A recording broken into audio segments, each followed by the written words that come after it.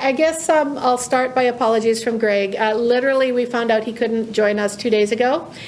I used to work for the federal government, Dani Willetts, for those of you who don't know me, and I used to work for the federal government with the Department of Immigration for 25 years, and I did outreach for pretty much all of that time, regardless of what my other job was.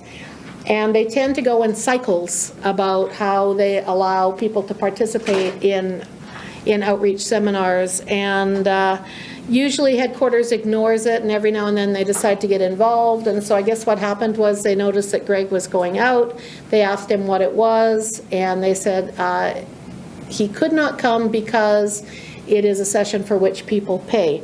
And he was devastated when he called me 2 days ago, because he knew he was leaving us in the lurch. But having said that, Steve and I are really good talkers, and I've left some space for discussion because this is a subject that lends itself well to discussion.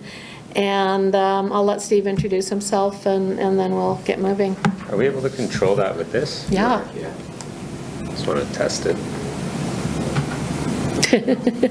Is it turned on? Yeah. Is this turned on? Well, that might not be.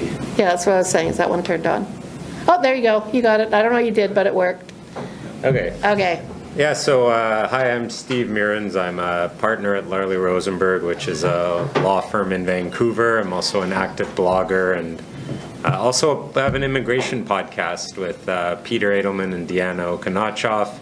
We're also two immigration lawyers. It's called Borderlines. It's available on iTunes and all the different podcast players. And yeah, no, like Dani said, I'm able to talk a fair bit. So while Greg's appearance will be missed, I'm sure we'll be able to cover the topics just as well. Yeah. Has anyone here, just in terms of the audience, gone to the IAD on PR card issues, or do you know who minister's Greg? delegate hearing or any of that? Dealt with a residency case? Okay.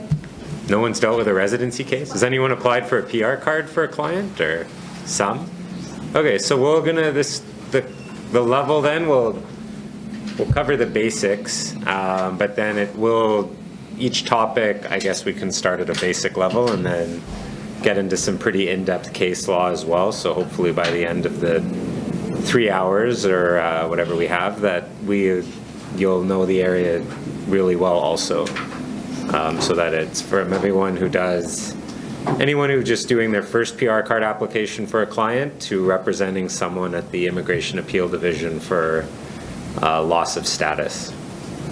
So with that, why don't we dive in? Well, I think if we're talking about that I ran the PR card unit. Actually, I ran the PR card unit when it first opened, so I'm going to give you a little history about that, because I think that's a slide. It was, yeah, it is. It's a slide.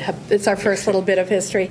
And so I frequently acted as the minister's delegate for inland PR card cases that got referred. So I've been on the decision maker's side at the level of the decision maker. It's a higher level for loss of status because you're dealing with a permanent resident. So the delegation goes higher as the loss the client is facing becomes greater.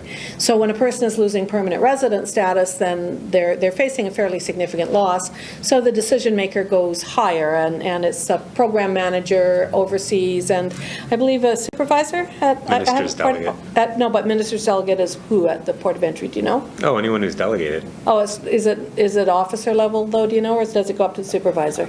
I think it can be officer level. Okay, I'm not sure about port of entry, but I know inland and overseas, although officers do the decisions or do the interviews, the decision actually goes up one level higher. So, and I was doing that. So when we get there, I'll talk about that.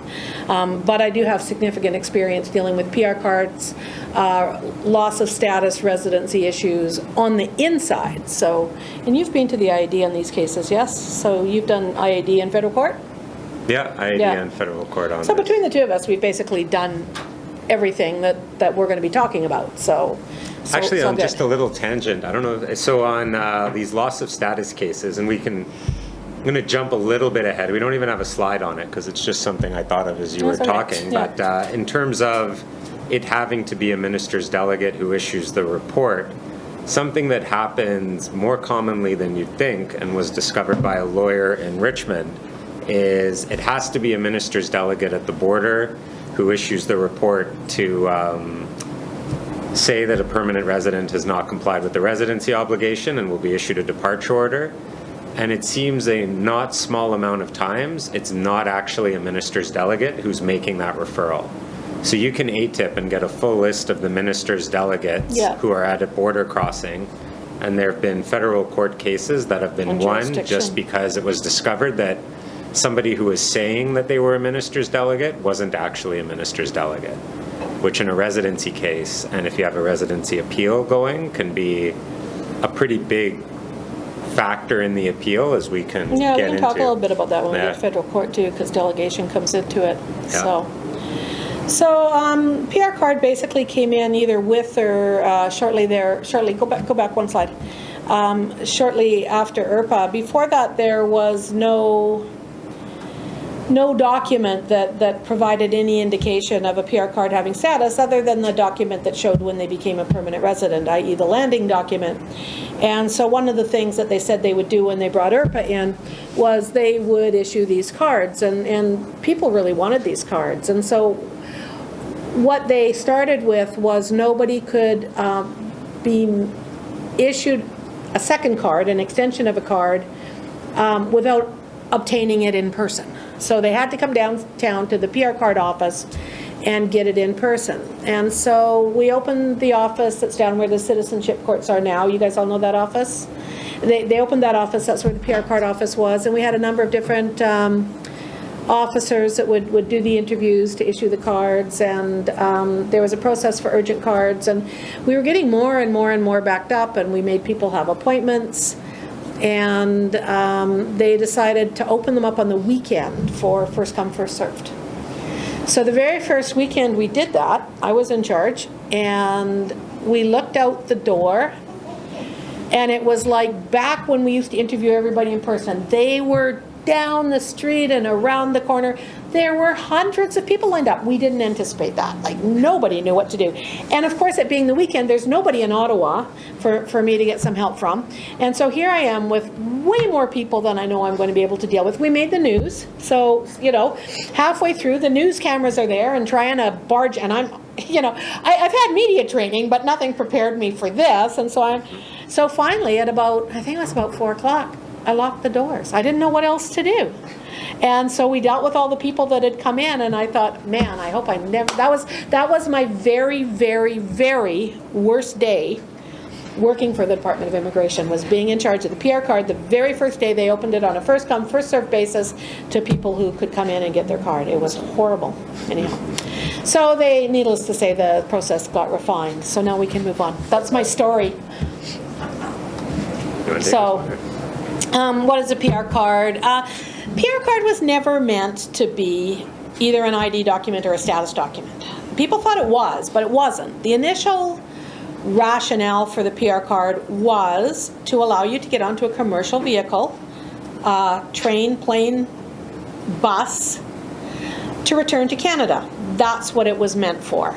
And then what happened was people started wanting it as a proof of status document, and other departments started wanting it as a proof of status document. And while it is an indication of status, it is not proof of status. You could have a PR card and be out of status. You could have lost your status or be subject to review for residency issues and still hold a PR card. Or you could not have a PR card and still have status. I'll give you an example of that. I recently had a client, newly landed, did something really stupid, as clients sometimes do. His PR card was fine, the photo was fine, everything was good. He decided to change addresses and leave a forwarding address. Didn't tell me, didn't tell the department. It says right on the envelope, do not forward. You get a PR card. So this is a good little tip for you if you're dealing with clients. Tell them they absolutely have to let you and or the department know if they change addresses before they get their PR card, because the post office will not forward that document. So he contacts me about 2 days before he's set to go on vacation to Moscow. And he goes, I'm going to Russia. I don't have my PR card. What do I do?